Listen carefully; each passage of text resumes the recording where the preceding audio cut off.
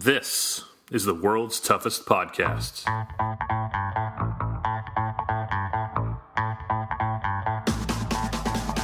Welcome to the world's toughest podcast, where we talk about any obstacle course race you'd like, as long as that's world's toughest mudder. Each week we talk to members of the WTM community and share stories of success and failure in the single greatest event in OCR. My name is Will Hicks, and this is the world's toughest podcast.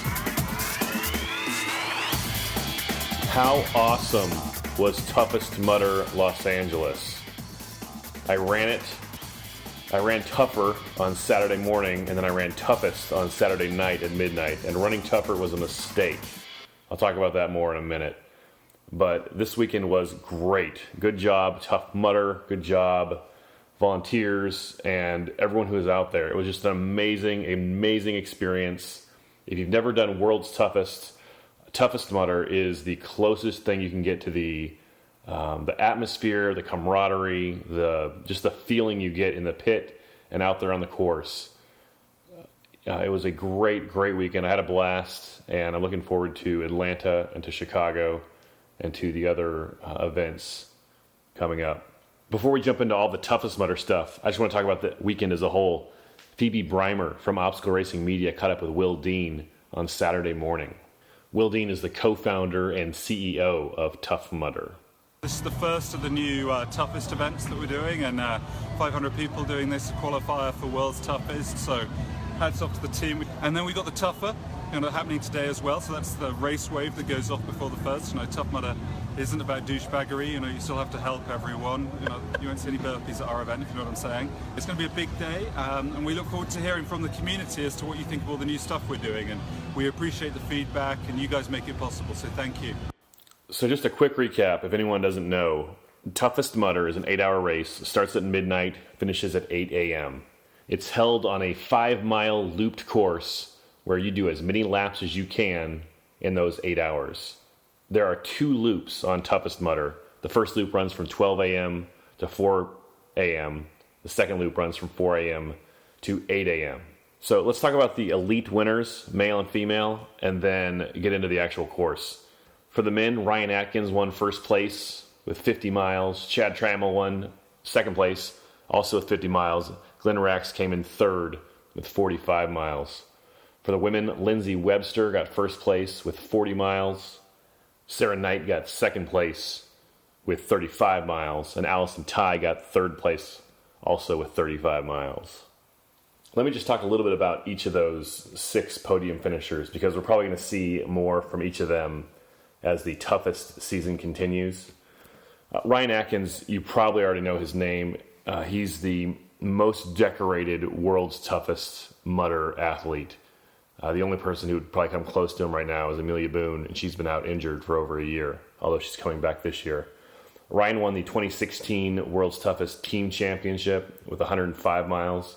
That's the one that they got a $100,000 bonus, he and his partner John Albin, for crossing 100 miles and winning the team event.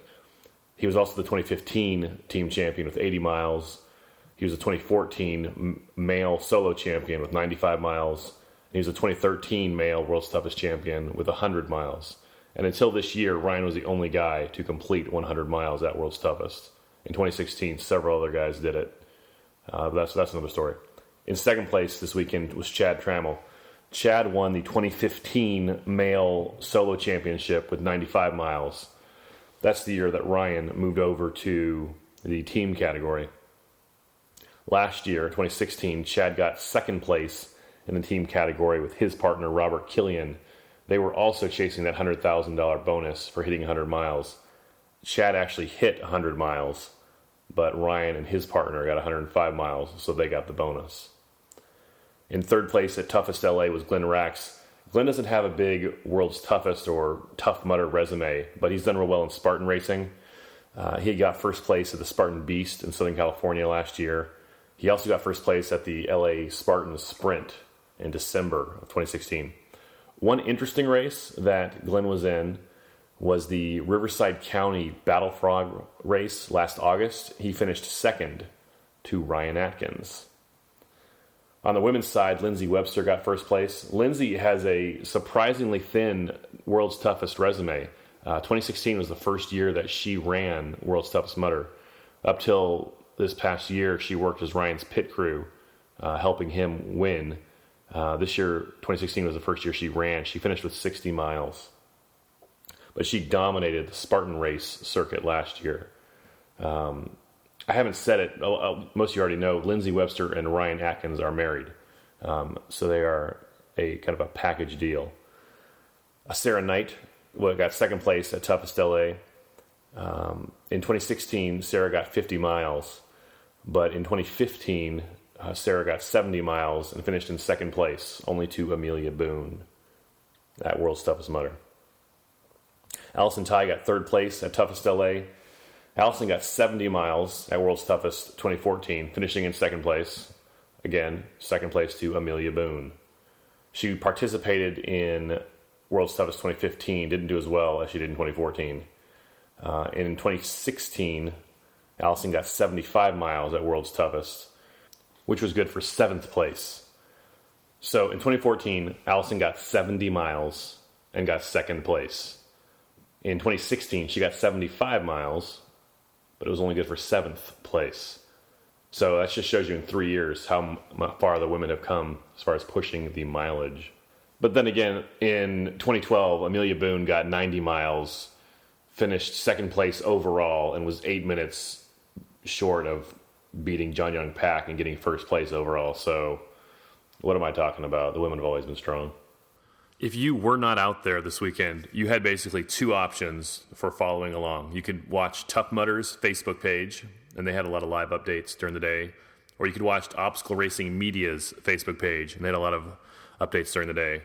I know Matt's going to talk more about Toughest this week on his podcast, and he had two people out there. Drake and Phoebe Breimer were both covering Toughest LA for Obstacle Racing Media. I didn't see any of the other major OCR websites out there. In fact, I was just looking at other websites this morning, and there's not a lot of coverage of Toughest outside of Obstacle Racing Media and podcasts like mine. Overcome and Run. I saw Jay and Heather Bodie out there. I got to talk to them for a couple minutes. It was pretty cool. I know Philip Levi from the Obstacle Order podcast was scheduled to be out there. I didn't see him or get a chance to talk with him, but we texted before the event. So if you want to know more about what happened out there at Toughest, I check those podcasts out. Overcome and Run, Obstacle Racing Media, or the Obstacle Order. I've got a few sound bites from Tough Mudder's live feed, as well as from Drake and Phoebe's Obstacle Racing Media coverage. To hear the entire segment or watch the videos, go to obstacleracingmedia.com, go to toughmudder.com, or go to Tough Mudder's Facebook page and Obstacle Racing Media's Facebook page. Up first, Tough Mudder tracked down Chris Mendoza at the end of the race. Chris Mendoza finished third overall at World's Toughest 2016 with 100 miles, earning an orange jacket. The course was brutal. Worse than Worlds? Yeah, way worse. So I would say actually the first loop was kind of comparable because they changed loops at 4 a.m. I got through 25 miles on that one, felt good. And then that second loop was just hills and hills and hills. How did King of Swingers feel once it switched over? You know, I didn't get it till my third try, but I loved it. Yeah. I thought the rope was gonna, at first, when I saw it before, I thought that once you grabbed on to the, I don't even know what to call it. Netting. Yeah, I thought it was just gonna carry you. But then when I got up there, they said, no, you have to get onto the rope and then traverse down. Right. So not as easy as you would think. You really gotta, be intentional about it. It was awesome though. I loved it. No, I even think the first loop was more hilly than Worlds. I think so too. And there's not as much flat land in between, so it's like you get down to the bottom of a hill and you're going right back up another one. I felt pretty broken in the middle of it. It's just a different kind of race. You're just pushing a lot harder for 8 hours, and that last lap I hurt a lot. And then right after Tough Mudder talked to Chris, Drake from Obstacle Racing Media caught up with him too. Christopher Mendoza is a really nice guy, which is probably why. What would you like to say to Keith right now? I hate Keith. Actually, no, Keith, you're gonna love this. Out on course, I'd run by people, and they would start rapping, how much tough could a tougher mudder tough? And I was like, really? This is what it came to? But I would finish it for you, and then other people would be singing your song, the Christopher Mendoza song. It actually kept me going. It was pretty funny. Thank you, Keith. Tough Mudder caught up with Josh Cox at the finish line, and while they were talking with him, an old friend popped in. I am feeling appropriately tired. Yeah? Yeah, but I'm feeling like I'm proud that I did it. Hours or something? Yeah, a little something like that. I think, eight and a half now at this point? How many laps did you do? I got 4. Nice. Yeah, no. Hey. No. How'd you do? What'd you get? I got 1 more mile than you. No, I didn't get 25. Did you get 25? No, I got 20. You got 20? Yeah. Look at us. Wow. It's so us. Yeah, let's kiss and celebrate. That's not actually. It's good. Every time. Every time. So yeah. How you feeling? I feel good now. It's over. You guys look like you have a ton of energy for Well, now. what just happened. Because we don't come back out. Yeah, And now because we're you like, just crushed yay! the Celsius. And I just said, Yeah. When I'm feeling down on energy. Hey, but thank you very much. Thank you. That was awesome. Favorite obstacle? I forget it already. Actually, I really. yeah. As much as I hate calling, I really enjoyed it today. That, of course, is the Tough Mudder famous Carlo Piscatello, half of the Piss and Cox show. While Tough Mudder was asking Piss and Cox what they thought about Arctic enema, another old friend popped in. Yeah. Oh my God, that hurt. That hurt. The worst ever. I was like, things. you guys, there probably won't be that much ice in there. It's cool. Yeah, And we got to the top, and I was like, We saw someone go in, and then when they went out, the whole of ice went, and we're like, no. no, that hurt. That hurt my head so bad. How are you? Oh, great. How you No, feeling? Yeah. We got the whole crew here. Good job, baby. That was hard. Good job. What'd you get? 25. But did you have fun? I mean, well done. Who's a contender? Who's a contender? I can't believe it. Now. It was a lot of fun. The second half of everything was really hard. I Ridiculous. tried to right? attach no, my time Everybody's showing up now. But You're gonna be glad we're gonna the bibs this year for World Stuff is gonna be great. you know what? That's the only reason I wanted contender was a freaking I'm really bib. excited. I gotta go to Chicago. These are cool. And They're gonna be a Chris lot helped cooler me. than that. Oh, awesome. Very cool. That, of course, was Sharkbait, who you heard in episode 001 of the World's Toughest Podcast, and Nolan Kombol, who you've heard in several episodes of our podcast already, who works for Tough Mudder headquarters. Tough Mudder asked Sharkbait what her favorite part of the course was, and Cox would not go away. On the second loop, after operation, it was beautiful. It was like downhill running in these ravines and the sun coming up. It was beautiful. Awesome. It was beautiful. My favorite part was finishing with you of the whole thing. Coach got a hold of the microphone, and he asked Chad Trammell, the second place overall male finisher, how he felt. Chad said that was the hardest thing he's ever done. The hardest thing I've ever done, including World's Toughest, man. Right? Harder than World's Toughest? Yeah, just trying to hold off Ryan with everything I had, but man, he is so strong. It was a great battle with him, and I'm just happy to be a part of it. You could hear all those beeps while Chad was talking. Chad was near the finish line, and that's where the timing mat is, and every time someone crosses the timing mat, it beep, beep, beep. So that's what that noise was. Familiar from World's Toughest to you, perhaps. Tough Mudder tracked down Stephanie Bishop, who was in the pit area. Also, I saw her driving around on a golf cart with some guys from Team HQ. She had a traffic cone and was shouting encouragement to everybody. She told me and Josh Cox and our little ragtag crew that we looked like I think she said a badass team of superheroes coming down the mountain. So, Stephanie Bishop. It was really exciting. It's a very different event from World Toughest Mudder and from regular Tough Mudder. It's actually really fast paced, and people I was seeing them, we were running in and out of the pit, sometimes not even pitting. Very unique, very different. It got pretty cold out there. Every minute counts, and not only that, is that when the course changes over at 4 o'clock in the morning, the 2 loops were very different and very distinct. So if you were hovering on that border, you probably wanted to get out as fast as you could to get one more loop in of that first course. Yeah. Stephanie, of course, is the female winner of World's Toughest Mudder 2016. She put up 85 miles for her first place. She and the male winner, Trevor Psychos, did not run this weekend at Toughest L.A. They're both going to run in Atlanta in about 4 weeks. So that'll be a good, fast race. Should be exciting to see. I will be there in Atlanta. Matt B. Davis will be there in Atlanta. So Matt and I have already agreed that we're going to start a rivalry, and I will be the Magic Johnson, and he will be Larry Bird. Or I will be Tom Brady, and he will be the Atlanta Falcons. The next few clips are from Tough Mudder's feed. From the podium, Nolan Kombol asked Chad Trammell what happened after he hit 50 miles. And was he thinking about Ryan Atkins? You know, it was just a matter of hoping that he didn't have anything left, and it was just the opposite. He just crushed that last lap.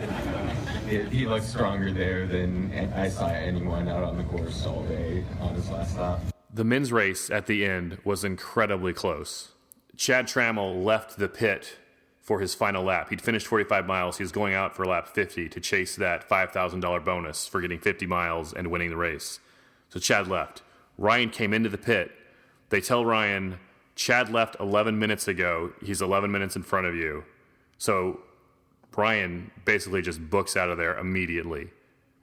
Ryan ended up finishing before Chad. He got his 50 miles before Chad got his 50 miles. He finished 9 minutes ahead of Chad. They both had an incredibly fast last lap, but Ryan's was just blazing. So it'll be good to watch this on TV this summer. Nolan was interviewing Ryan on the podium, asking him about what happened when Ryan came in after his 45th mile before he headed out for his last lap. You just completely brushed me off. I said, Ryan, I want to let you know where you stand, what your options are. I think you blew right past me. You ate a bunch of gummies. And you went back on course. Yeah, well, sorry about that. You actually said, do you have a minute? And I said, no.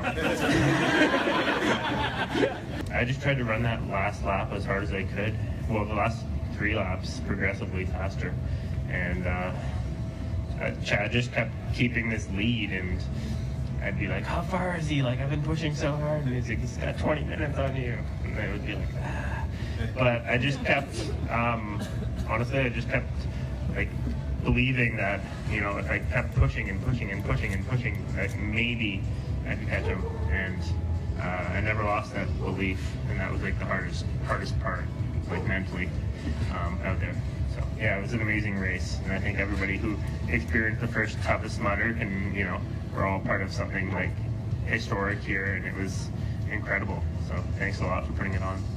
This is the second time in 4 months that Ryan Atkins has narrowly beat Chad Trammell and taken the bonus prize away from Chad. Chad and his teammate Robert Killian both completed 100 miles at World's Toughest 2016, but Ryan and his partner John Albin completed 105 miles at World's Toughest 2016, so they got the $100,000 bonus prize. Chad completed 50 miles at Toughest L.A. this weekend, but Ryan completed 50 miles before him, so Ryan got the $5,000 bonus prize. Nolan talked about the budding rivalry between Chad Trammell and Ryan Atkins. This is the start of something that's going to be very exciting throughout the season. I'm sure this is not the last time we're going to see this showdown, whether it's on a cliffhanger on the back end of a course or on a straightaway somewhere, maybe in Atlanta, maybe in Philly. We'll see you guys. I don't know, but I'm excited to watch it progress, and I think we all are. So congratulations again. The co-founder and CEO of Tough Mudder, Will Dean, came up front to present Ryan with his prize money. He had a large commemorative check for $5,000 for winning first place, and then a second large commemorative check for winning the bonus prize of 50 miles in 8 hours. Yeah, so I'm getting very used to writing checks for this man. It seems to happen every time we meet. So we have 2 for today. So of course here we have the one for the overall winner. So again, big round of applause for that. And then on top of that, we have another $5,000 that I need to write a check for being the first guy to hit 50 miles as well. So big round of applause. I'll hold this one for you. I promise I'll give it to him later. He has 2 hands. All right, you want to take the second one? They gave the podium finishers the chain with the large 1, 2, or 3, first, second, third on it that they gave out this last year at World's Toughest Mudder. They also gave them a finisher stein, which is those large glass beer mugs that they sell, but they had a first place, a second place, and a third place on the side of the stein, and they filled it about a third of the way up with orange juice. And then they gave Ryan and Lindsay, who both won first place on the center step of the podium, a bottle of champagne. They each had a bottle of champagne. So then Nolan talks about the importance of tradition to Tough Mudder, and then they make some mimosas. You know we love traditions here. It's a big community. We like to make it special. We like to make it unique, whether it's the world's weirdest obstacles or the world's weirdest podium traditions. Let's bring you guys up. So we think it's fitting that you guys start your morning off with a good morning beverage. So I know it doesn't feel like morning for the rest of you, but we've got a whole set of participants who are about to run Tough Mudder who have no idea what we're doing here. So let's show them what we're all about. Let's shake up the bubbly and make some mimosas.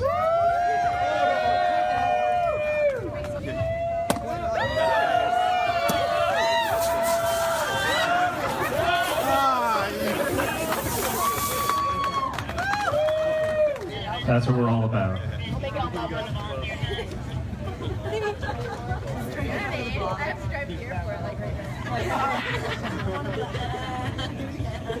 And we get a big cheers to close out America's Toughest Mudder West and your champions this year. Looking forward to an amazing season. Thank you, everybody. You're all incredible overnight. I don't think I've seen a harder course than this, and you guys absolutely dominated it. So well done to you. You definitely earned it, all of you. And then they proceeded to spray champagne on everybody within 30 feet of them, which was a lot of people. There were people with cameras out, and CBS was there, and it was cool. It was a cool experience. So if you run Toughest in Atlanta or Chicago or wherever, make sure to stick around at like 8:30, 8:45 afterwards and watch the awards ceremony. We're going to talk more about Toughest Mudder next week and like every week coming up. Atlanta is in 4 weeks, and then there's 4 more Toughest after that. We'll be talking about them all year long as we lead up to World's Toughest in November. So I ran my last lap of Toughest L.A. with Josh Cox and with some other guys. There was Colleen Anderson, her brother Sean Anderson, another guy named Tim. I don't know Tim's last name, but he was there all lap with us also. And it was a blast. It was a great time. It was like the best of what you do World's Toughest Mudder for. Josh Cox has an almost encyclopedic knowledge of late 90s boy bands, and we were testing that. We were just walking, and you just kind of get lost. You're thinking in your head, and I hear kind of the middle of a conversation that Josh is in, where he goes something like, "Yeah, well, I think that J.C. Chazé, Chris Kirkpatrick, Joey Fatone, and Lance Bass need Justin Timberlake a lot more than Justin Timberlake needed J.C. Chazé, Chris Kirkpatrick, Joey Fatone, and Lance Bass." And it wasn't just that he knew all the members of NSYNC, it's that he knew their names, and he knew how to pronounce like Chazé or Chazez. I don't even know. But from there, it was just all Backstreet Boys and 98 Degrees and O-Town all the way down. Let's talk to Josh Cox. Josh Cox, thanks for taking my call. Dude, thanks for giving me a call, man. I mean, it's an honor. It's a pleasure. And I'm just glad I don't have to wear pants for this. What did you think of Toughest L.A.? Dude, all right. Well, hey, so like how much can I cuss? Because that's immediately what came to mind. You know what I mean? Like that was just a quick kick to the crotch. is what it was, dude. They rabbit punched you with hills, and it was if that was the course that you had to do for Worlds, it would have been insanity. You know what I mean? Right. How many miles? What do you think of? Oh, go ahead. I was going to ask you how many miles you got. The miles I got was 20, and I'm super happy with that. That was a hard-fought 20. It was in 8 hours. In 8 hours, yeah. I went the whole time. It was, that was my number one goal, to be honest, was just to go the whole time. I was fine with whatever mileage I got as long as I didn't stop. So, bam. How many miles did you get on the first loop versus the second loop? Oh, dude, it was all front-loaded. It was 15 there, and then that last loop, it was just the one. But I was stoked on the one lap because it was when, of course, they hit you with all the super terrible stuff that they're like, "Oh, you're tired? Here you go. Here's your grip strength. Let's test that out." And I was pumped that I was able to make it through it. So I didn't have to do EST. That was my highlight. I did have to do EST as I could not make it through Kong. Dude, I watched you, and you looked like a muddy gazelle. I mean, it was beautiful. I wish that I had it in slow-mo. You know? I've been watching videos to see if anyone got it, but no one did. If you have to go through EST, wearing a wetsuit and a hood and gloves is probably the best way to do it. Oh, no kidding, right? Yeah, you might as well just be rubberized and like a superhero. The fun thing about the last lap that you did, or that we did, was that we got to do it together. Honestly, that was the highlight, man. It was, you're not nearly as terrible as everyone told me, you know? Nobody knows who I am. Dude, yeah, that's what you think, dude. Yeah, nobody knows who you are. Are you kidding me? We're on course. And someone walks right past me and goes, "You're the one that does the podcast?" You're like, yeah, that's what it is. And so, yeah, people know who the hell you are, Will. Yeah. I'm not even on Facebook, and I've been awaiting this call. What was your favorite obstacle out there? My favorite obstacle? Honestly, my favorite obstacles were probably the Funky Monkey and Kong and all that, but because I was still able to do it. Right. You know what I mean? And do it well. So it was one of those things that as we were leading up to it, I was kind of like, all right, let's see how the body's holding out. Because I'm tired, but I feel pretty good. And so that's why they were my favorites. When I got there, I was able to do it, and I was feeling pretty stoked. Although, after Funky Monkey, the volunteer, he immediately looked at me, didn't see me do it, but looked at me right after I did it. And he goes, "You're dry." And I'm like, "Don't be so surprised, you asshole." I'm not Jesus, man. I made it. I did it. So I thought it was funny. They had Kong immediately after Funky Monkey. So, yeah, because it's toughest and not toughish, I guess. And they were like, let's just really make them hurt. And something else, you're talking about the hard obstacles on the back half. I think it's going to be like that at every toughest, because you know how the course, it was the regular Tough Mudder course, the 10-mile course split in half, right? Well, a regular Tough Mudder course is now, this year, going forward, is the first half of it is the Tough Mudder half course. And that's where all the easy obstacles are, or the easier obstacles. The only hard obstacle on the first half is Berlin Walls or maybe Block Ness Monster. All the hard stuff, Stage 5 Clinger, Funky Monkey, those are all going to be in the back half every single time. Yeah, well, you know what, and I kind of dig that. It makes you, you have to strategize, and I think that was one thing that not a lot of people were anticipating until push came to shove, was that there really were a lot of diversion and transition points. And so it makes sense that it's set up like that for efficiency.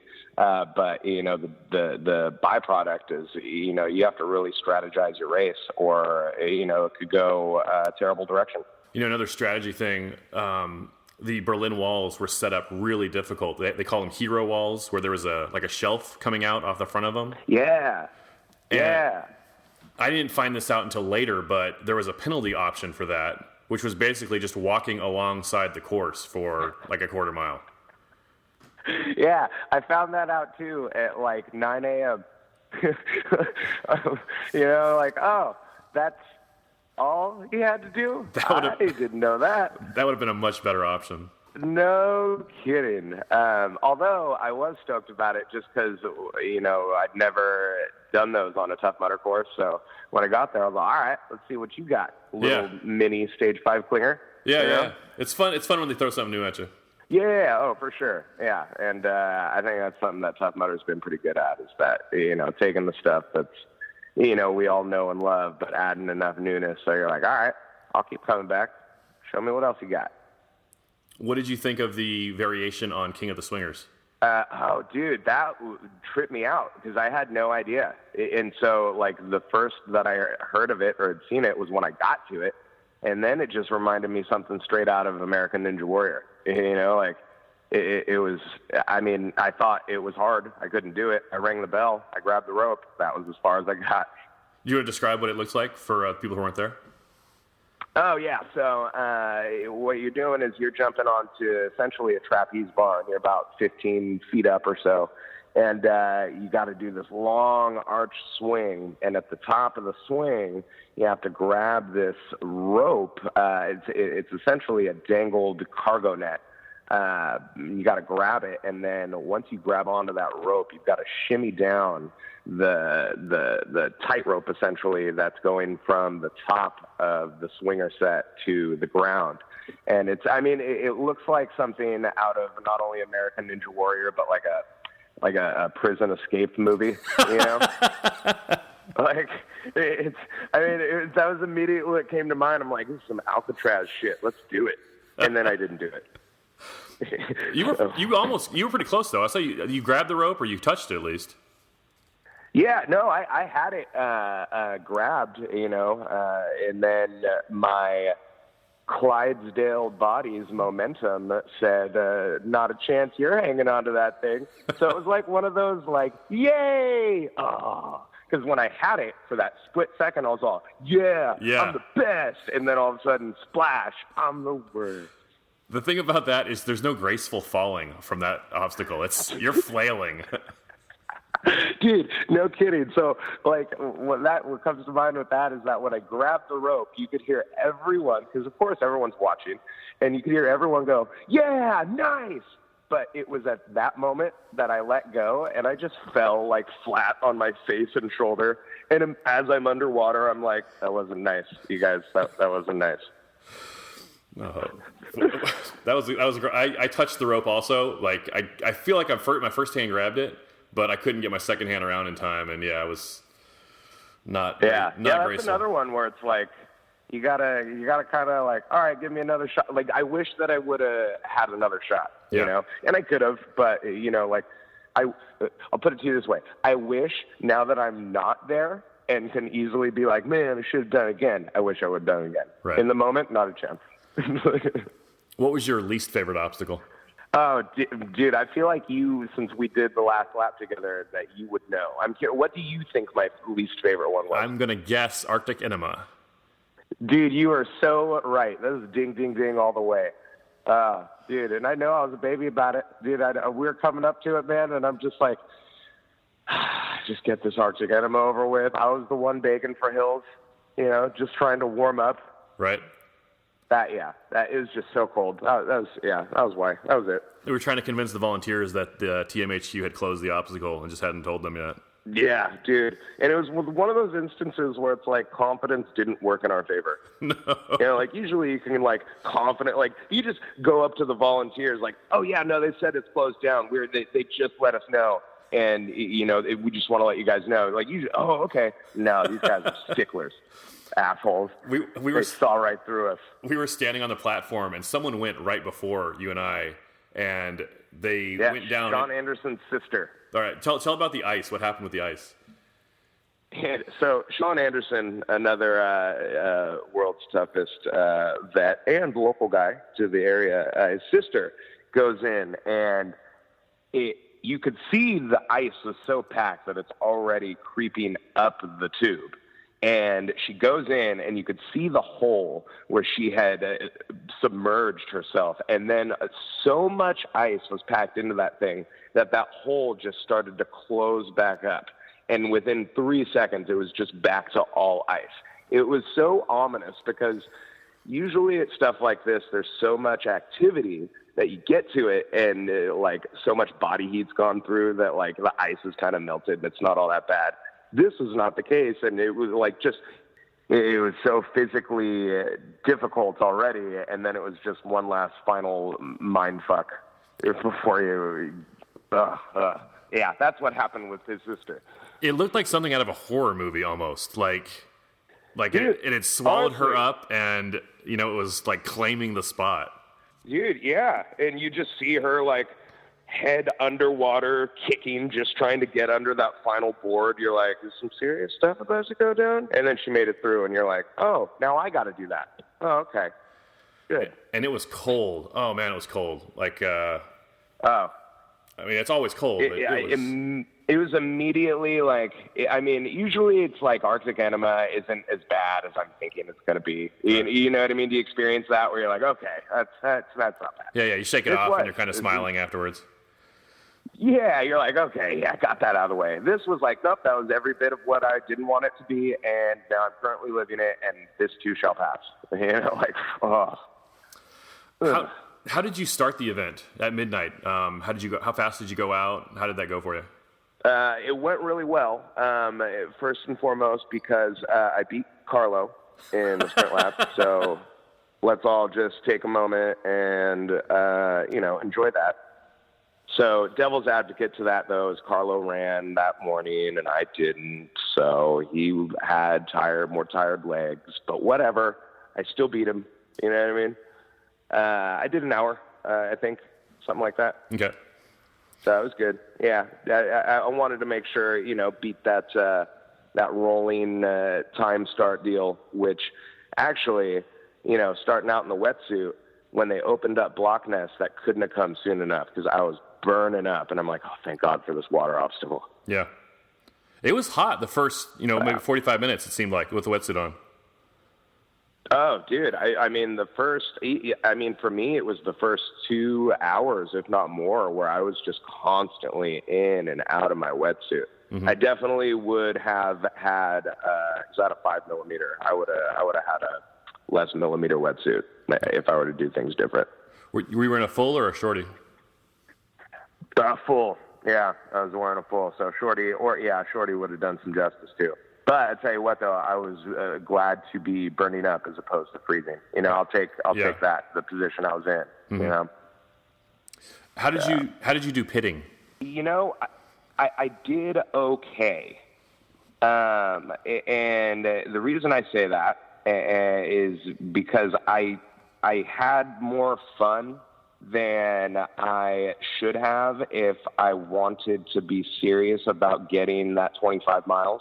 Right. Because looking back at the first few pits, I kind of dicked around, and not in any other way other than just, it was cool to see people and talking with people. And, hindsight, I probably wasted a good hour. No, not an hour, maybe a half hour of just kind of, taking my time. And so I did okay. My pit strategy and my nutrition and all that went the way that I wanted it to go. But looking back, if I would have been quicker, I could have hit the 25. But I don't say that with regret. You know what I mean? Like, the flip side is I had a blast. Sure. So, I can't really complain about having fun.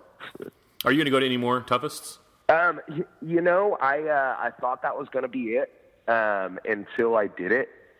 And it was not only fun and challenging, but I'd be lying if I didn't say that I don't want to get 25. I would like to do that. So after this one, I'm looking at Chicago. Uh-huh. I really want to do Chicago. And so if I can get my finances in order and figure that out, get a plane ticket early and all that jazz, then, Toughest Chicago, faux show. What do you think the best part of the weekend was? All right, so I'll get the cliche quick answer out of the way of the people. Okay. You know what I mean? It's always good to see everybody. So we got that. That's the default. And I mean that sincerely. For me, a really big highlight was actually spending time with John and Taylor Glines. They're in the Worlds community, and a lot of y'all know who they are. Touch base with them, and they had a crummy little hotel, and they said that I was welcome to share it with them. And it was really cool spending the majority of the downtime with them just because we have the same energies, and that was a huge highlight for me. And Taylor running her first Tough Mudder too, so that was really rad. Her first Tough Mudder was a Toughest? No, okay, yeah, no, I'm glad you clarified that. So she actually pitted for her dad and Laura Foster, and she was there helping me out, and then she ran Sunday Tough Mudder. Okay. So she was up all night, and then went and ran her first event. So that's a little. It should be like a headband and a half. You know what I mean? What do you think Tough Mudder needs to work on for Toughest, or things they can improve?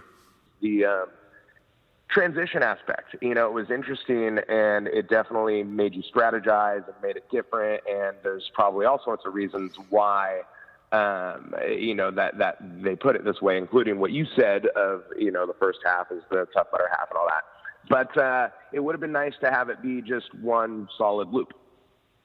You know what I mean? Mm-hmm. 1 5 mile loop instead of half and half.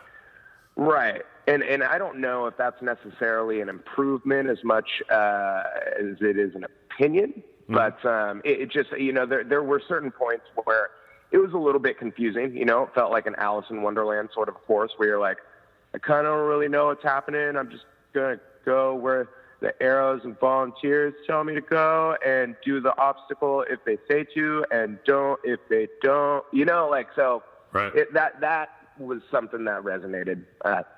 So, yeah, and a bunch of other stuff. But, I'm still tired from the event, man. You're getting half me with no coffee. Did you see the award ceremony at the end? No, and I'm bummed about that because it was something that I wanted to see. And then I just, the swirl of the whole thing, like I just forgot. I'm like, oh, man, I want to get some breakfast. And, I didn't. Did you? I did. It was great. It was actually really well done.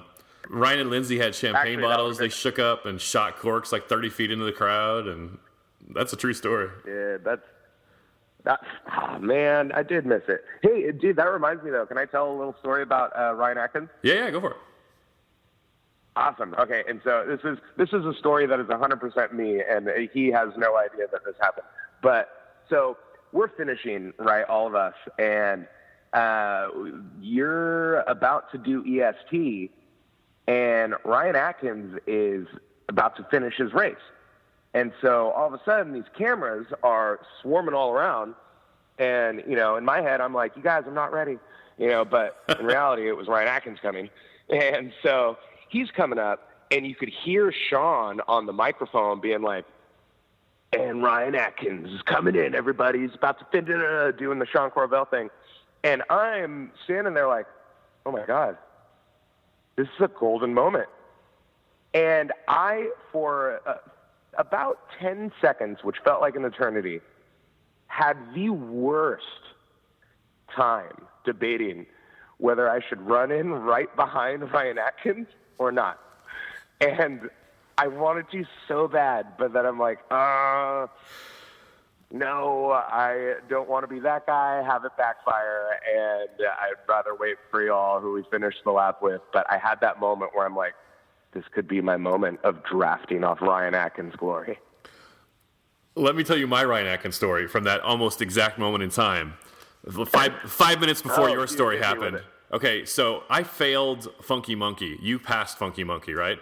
So I'm having to do the Funky Monkey penalty while you're kind of hanging out. And as I do the Funky Monkey penalty, I'm heading up to Kong. I'm not exactly sure how it happened. You and I were split up right there, but I was all by myself, right? And I'm walking because I'm just beat, right? Well, as I'm walking toward Kong, I hear Sean doing his thing. Ryan Atkins is coming around the corner. He just finished Funky Monkey. He's approaching Kong. And I'm like, crap, that's right behind, like literally, he's like 50 feet, 100 feet behind me. And I'm like walking, staggering.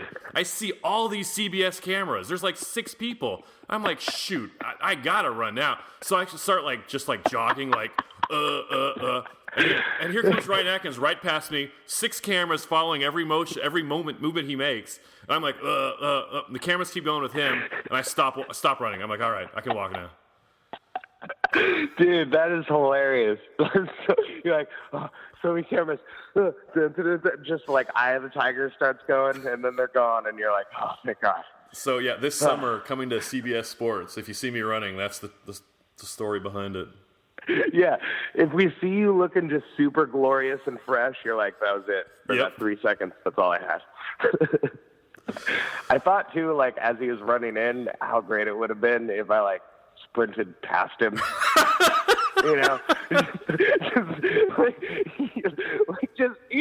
Just a moment of I beat Ryan Atkins, even though he laps me 5 times. Yeah, he did 30 miles more, but no biggie.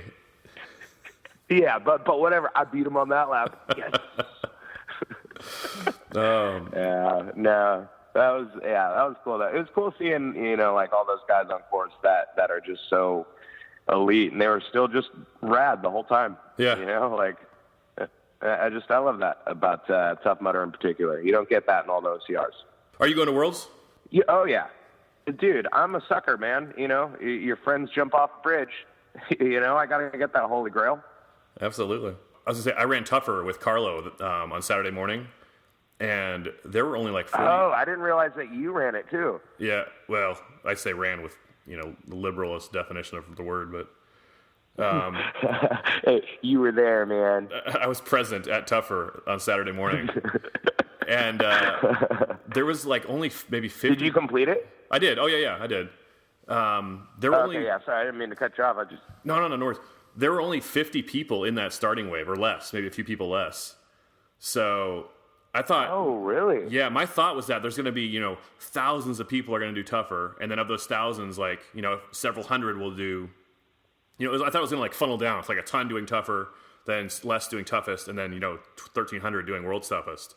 But it seems like, unless the Tougher registrations pick up, that that's going to be the limiting factor for people getting their holy grails. Yeah, well, that'll be interesting to kind of keep up with, see if it picks up steam, Maybe toward the end of the year, like people are like, I want to get it. Yeah, especially the more that word gets out, the more events there are. Yeah, I'm sure that it'll be back half loaded for sure. The more people start to realize, like, oh, you got to do that to get a holy grail. I kind of want that now. Right. Yeah, it was like Carlo and I were saying on our last web show of, it better not be a plastic Mattel shovel. Mm-hmm. Hey, speaking of, you guys just debuted season 3 of your YouTube show. Yeah, it was fun. You got kind of a new gig working for Tough Mudder, like a once a month thing, Carlo told me. Yeah, well, I wouldn't quite, working for is a liberal term, but yeah, we're hopefully going to be doing a few more live streams in the future, and we want to kind of the whole goal and what we're trying to feel out is do a more appropriate version of community talk or like a coffee talk kind of deal, and so. Something that has a few less crassness, and we save that for our actual web show, and so you get kind of Jekyll and Hyde a little bit. You're going to get your grandma's pissing cocks for the live stream, and then you're going to get your grandpa's pissing cocks for the web show. Where can people see more of Josh Cox? YouTube, anytimefitness.com, my website, timetorebel.com, obstacleracingmedia.com. They're the ones who put our web show out. So if you just YouTube ORM Pissing Cox, you'll find plenty of us and of me. And have fun with that. Which, by the way, I'm really glad that we're doing this. Did I tell you why? No, tell me. Because I'm doing a podcast with Matt B. Davis on Thursday, and I just really wanted to work out the kinks. You know what I mean? Sure. Like, it'd be really good for him. You know what I mean? So, yeah, just get the crappy stuff out of the way and just be fresh for Thursday. Are you seriously recording with him this week? Yeah, no, I actually am really recording with him, but it's actually something that. It's not really specifically OCR related, and I don't know how much he shared about what we're going to do on Thursday, if anything at all. But it's actually going to be very personal, and but we really are recording on Thursday. Okay, cool. Well, no, let's see. So it's going to be on his regular Obstacle Course Racing Media podcast feed. Yeah. Oh, for sure. Okay, cool. And so people can look for that in the next week or two. Yeah. Oh, yeah. Whenever he gets that out, just depending on his schedule. Awesome. Well, cool. I'll look forward to that. And check it out, obstacleracingmedia.com, and search iTunes for Obstacle Racing Media and find Matt B. Davis's podcast.